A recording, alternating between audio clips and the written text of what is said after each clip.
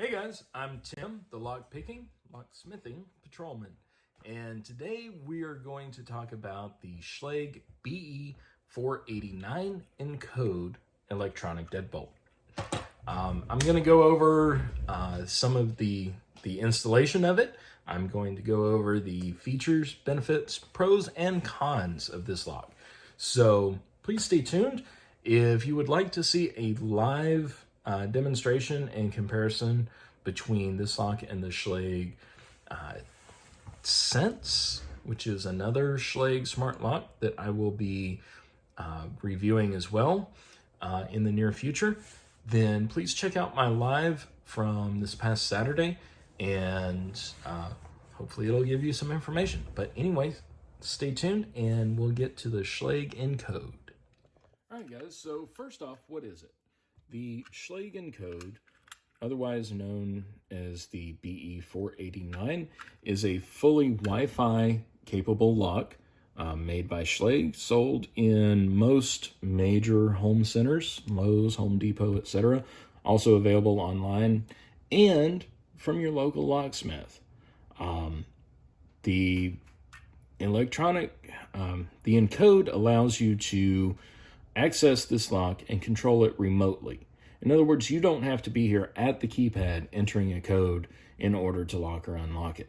It also makes it extremely easy to program multiple codes that have restrictions on when they can and cannot be used. We're going to go into that later, but right now I want to focus on the installation. So the Encode comes with the faceplate, the inside unit, cover, a plate, batteries, the bolt that goes in the door, and a few other parts that we'll go through. So the first step is to install the bolt into the door. I'm using this display mount to demonstrate, but you always install the bolt first because everything's sandwiched around it, so you can't stick it in afterwards. So when you install the bolt, make sure that it sits flush, make sure that you have the correct back set, which is either 2 3/4 or 2 3/8, depending on the door setup, but make sure that it's in there. Then you take the outside unit. This is the outside faceplate keypad. You're going to make sure that the little bump on the tailpiece for the cylinder is facing up. You can see that bump right there. Make sure that it's facing up. That helps keep all the timing correct.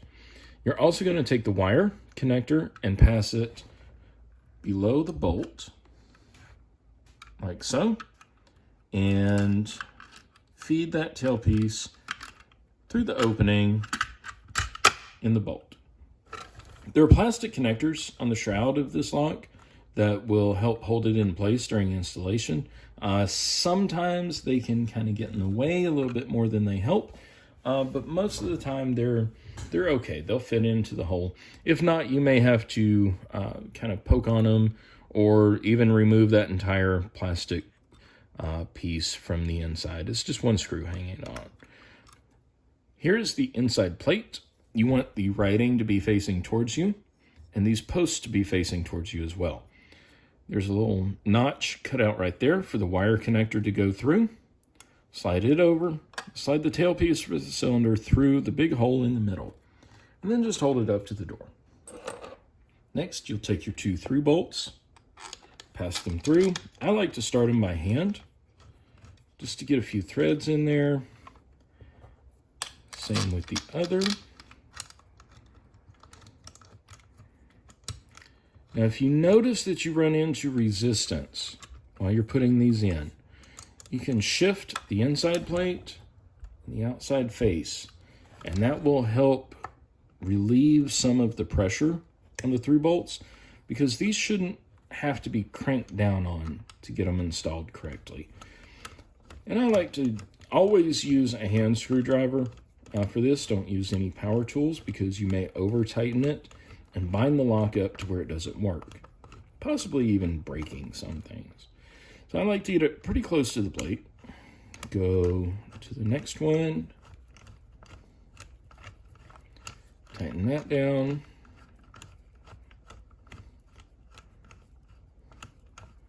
Yes, it would go quicker with power tools, but again, we don't want to damage the lock.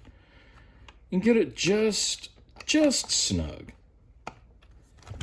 Then you want to look at the inside plate, make sure that it is level and square with the door. Same with the outside keypad. You might have to hold it a little bit. And then just tighten these screws down.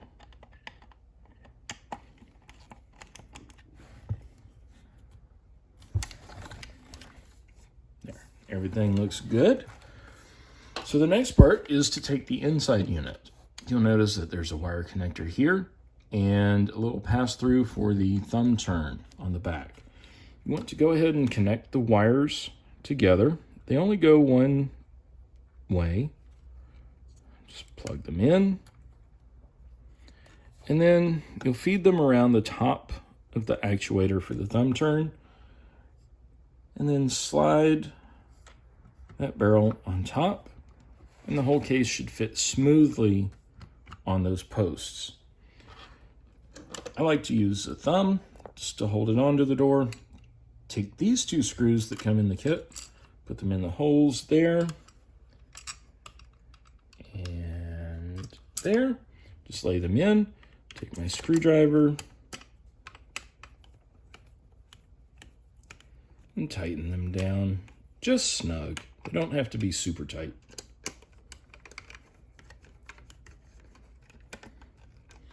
When you purchase these, you will find a sticker that looks exactly like this, both on the inside and the outside, or both on the inside of the lock and in the user's manual. For your own records, go ahead and snap a picture of those and store it on your phone. That way you have access to the model number and the default codes. So now what you want to do is take the battery pack. Looks like this. It does come with batteries. You'll put them in there. And then you just simply take the battery pack like this and drop it in. And then it will power up. And you'll get a confirmation beep. Now, the first step after powering up the lock for the first time is to let the lock learn where it is on the door.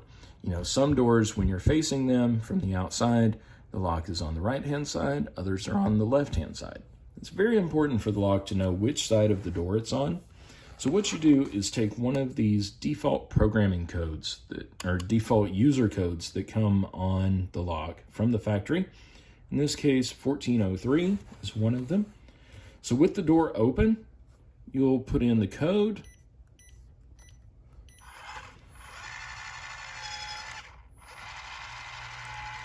And the lock will cycle several times, and that helps it learn which side of the door it's on.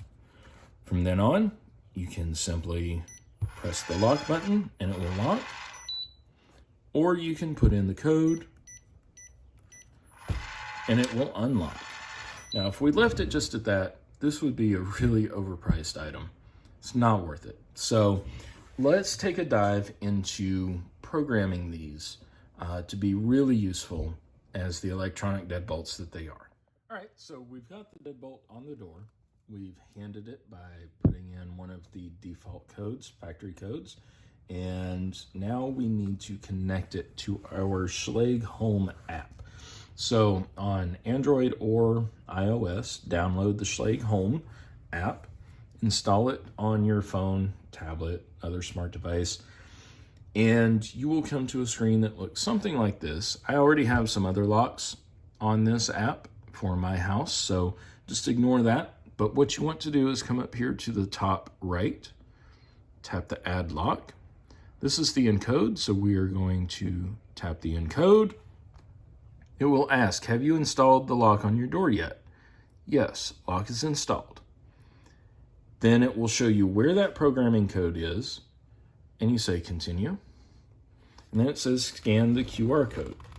So we have our camera access.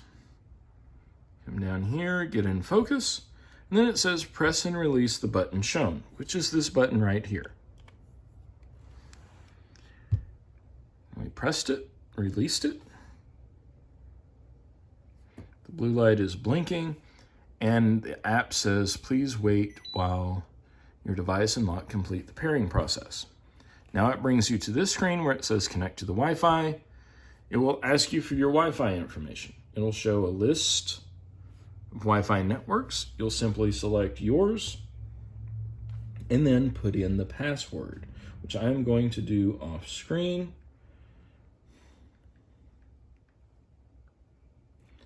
And then it will connect.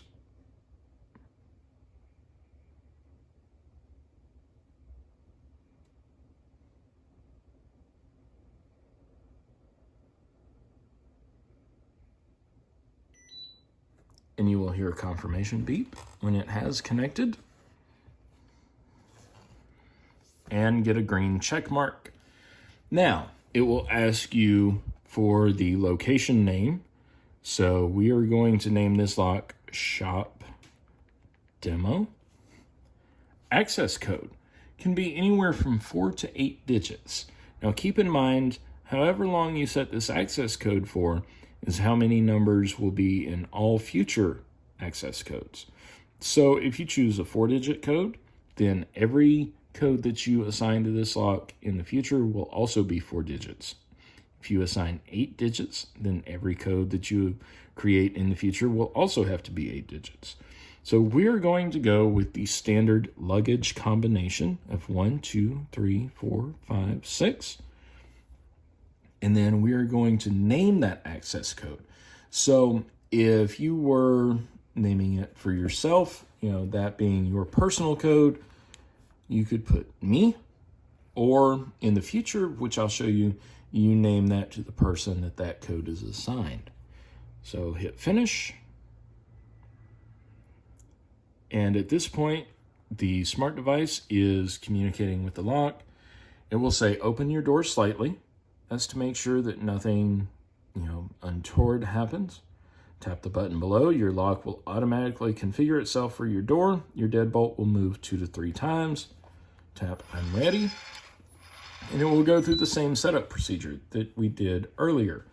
Now, it's important to note that when you install these on your door, you want to make sure that the strike alignment is okay. And by strike alignment, I mean that the bolt and the place in the frame of the door where the bolt goes to is aligned correctly to where you're not having to force the door shut and then turn the bolt for it to lock, or it's not hitting on the bottom or top. If you're not sure how to do that, then please consult with your local locksmith. Give them a call. And in fact, if you buy one of these and you're not confident about your door alignment and strike alignment issues, go ahead and call your local locksmith and ask them to come out and install the lock for you. They'll be more than happy to, and make sure that your door is correctly set up. So that is one of the big issues with any type of electronic deadbolt, is making sure of the strike alignment.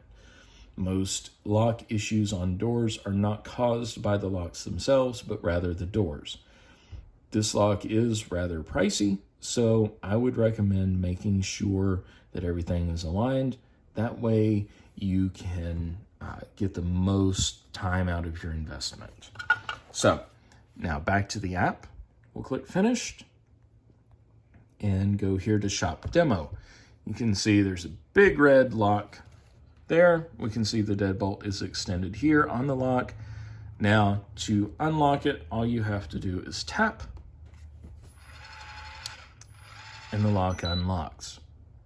Now, if you want to add more people in here, you simply come down here to the lower right-hand corner, tap that icon, and you can see that the only access code there is me, which we just set up. The encode does allow for 100 different codes, different user codes to be installed. So you're using one of those right now. To add another, you tap the plus sign. The name would be, let's name it Lock Picking Patrolman. Okay, there is a 12-character max, so we're just going to go with LPP. Access code has to be 6 digits. So we're going to do the reverse luggage code of 654321.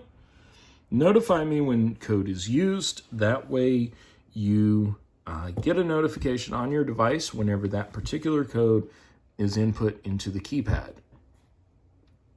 Notify, schedule right now is set to always.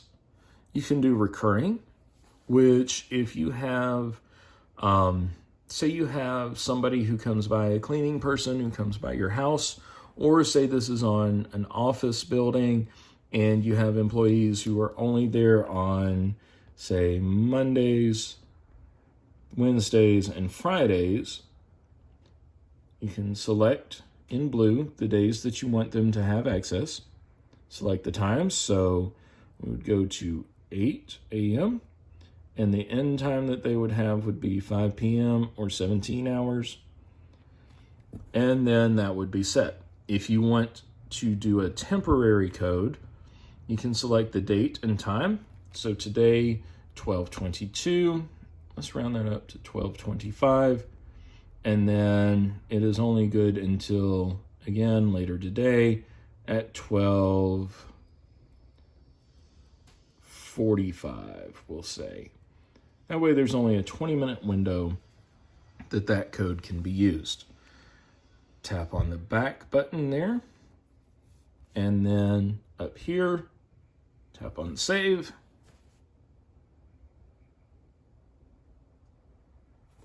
And you can see now that we have another code added. Hit done. Now, if we input the reverse luggage code that we just put in, it's saying that it's no good. But I bet if we wait a few minutes, it will pop up and work. So let's do that. All right, so we've waited a few moments now, and we are within the window of that 20-minute temporary code. We'll go ahead and put it in, 654321, and it works. Really, really cool. If you have somebody coming over, say you have a situation and you need a neighbor to come over and access your house, but you don't always want that neighbor to have access. So it's really good for that. There is an audit trail available within the app. And if I open that up right now, you can see the door is locked. It's red. You can go down here to history and it will retrieve the history. And you can see all of the activity with that lock. So it goes all the way back and it's locked by access code added, unlocked by mobile app, etc., etc., etc. So one of the settings that you can do is the one-touch locking. If you turn that off, then, and we unlock this, so it's unlocked. With one-touch locking on, you could press that button and the bolt would extend and lock the door. But you can see now that we've turned that off, it won't do anything, it just beeps. So now we have to use our code to lock the door. And we see that status change on here. Go to history, and you can see who unlocked it, LPP, and it was locked by me, which I'm both of those people, but it's two different codes. So you can see that you have an audit trail with that lock. It's pretty handy if you're using this in a business application. So some other considerations with the Schlage Encode is the pros of it is that you have Wi-Fi only connection. So it just goes straight to your Wi-Fi. You don't have to have a hub. You don't have to have Apple HomeKit, Alexa, Hey Google, or any of those other products. You just simply connect it to the Wi-Fi. The audit trail is definitely a pro for this lock. You can see who's locked and unlocked it. The remote lock and unlock, if you get 20 minutes down the road from your house in the morning and say, oh no, did I lock my door? You can open the app and look and see. And if it is, locked, if you get the red icon, then you know that it is locked. Or if it is unlocked, you will have the green icon like that, showing that it's unlocked. You also get notifications every time the lock is locked or unlocked. That includes if the lock is locked with a key, or if it is unlocked with a key. And you go to history, and it will show you locked and unlocked by thumb turn. It can't distinguish whether it was actually the key or somebody on the inside throwing the bolt with the thumb turn, like that. That is one of the downsides. You can't tell if the key or thumb turn was used from the inside. The motor on this, if you haven't noticed in all of this, is very quiet.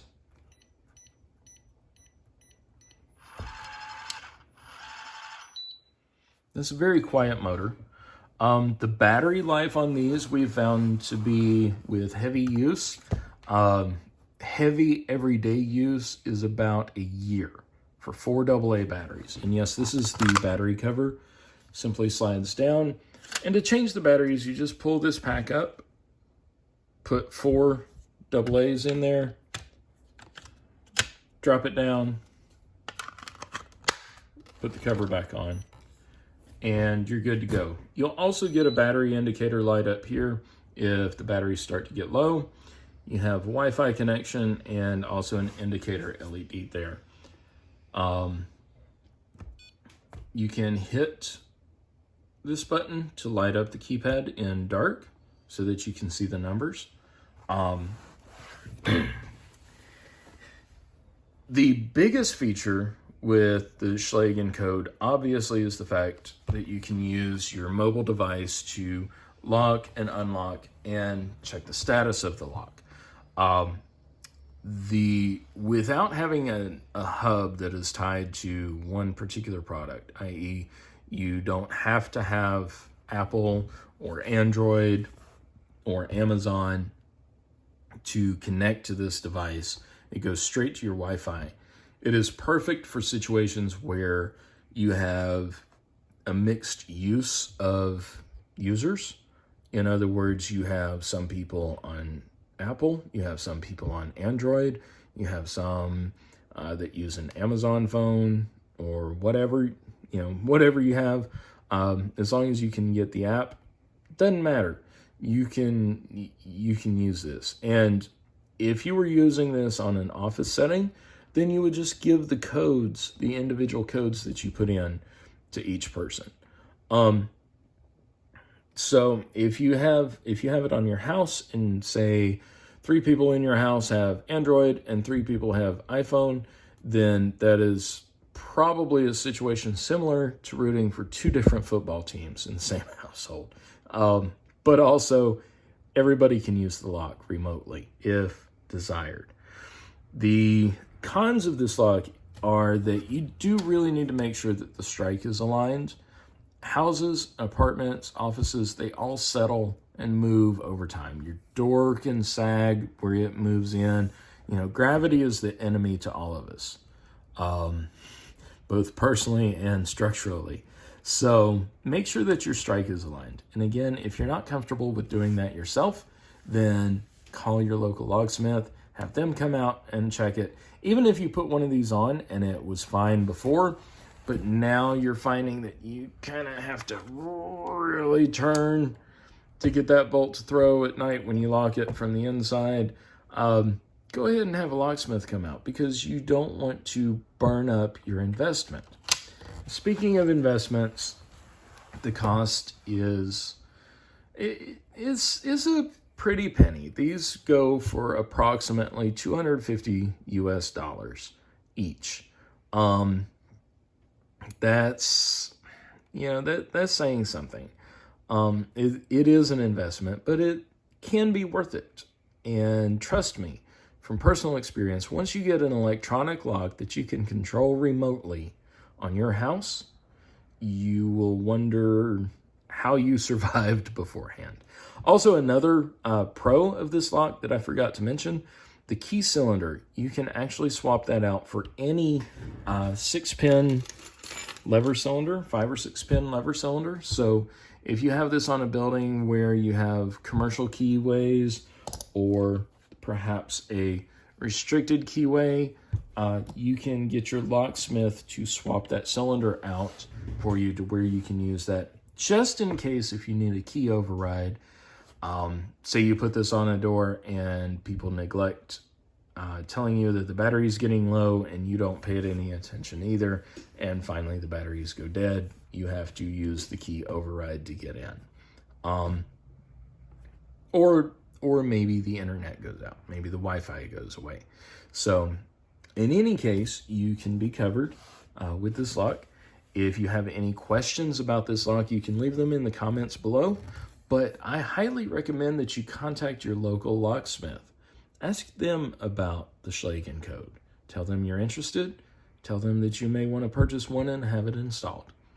Until then, everybody, stay safe, stay healthy, stay happy, and stay out of trouble. We'll see you next time.